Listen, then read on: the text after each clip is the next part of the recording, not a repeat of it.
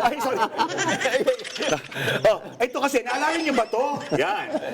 Na mismong pahayag ni Senator, hindi pa siya Senator noon, Hindi si pa siya Senator senador, Robin. hindi pa siya Nung nananawagan siya sa... Convict pa siya ron. Uy, hindi naman. Hindi nakulong siya. Convict siya. Ex-con. May pahayag siya. Panoorin natin sa Naalala Mo Kaya? Naalala mo kaya? Ito na. Naalala. Yan, oh. Andito po kami sa harap ng Senado ng Bansang Pilipinas. At dito po sa loob nito ay nagtatago ang isang senador na mismong hindi o sumusunod sa batas. Aba, pagka lumabas ang warrant at hindi ka sumama sa uhuli sa'yo, eh pambihira ka talaga, di ba? Anong pinaglalaban mo? Alam mo kami mga ordinaryong tao, kapag may kaso, wala kaming magawa. Kapag sinabi ng pulis na kailangan namin sumama sa kanila, sumasama kami.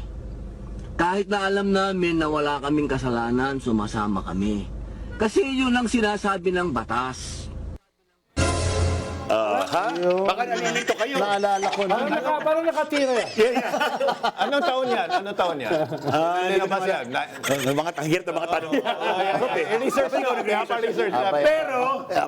Pero hindi si Senator Bato ang pinatutungkulan niya. Hindi. Akala niyo lang parang gano'n, ano? At that time. Time travel yan. Then Senator Antonio Sani Trillanes. Trillanes. Ang tinatamahan yun. Kusang nagpa... Yes. Nung inaresto sa loob ng Senado, Nung may in-offer warrant niya. na. Nung may warrant na. Nung may warrant na, bumaba, presented himself to Parang be Laila de arrested. Lima. Correct. Kahit napatunayan ng walang sala. Correct. Nakulong ng 7 taon. Yan. Correct. Tumakbo ba siya? Yun, hindi. Nadama ba siya? Hindi rin. Nagkaroon ba ng shootout? Hindi. Sino yung mas matapang talaga? Yun. Tunay na matapang.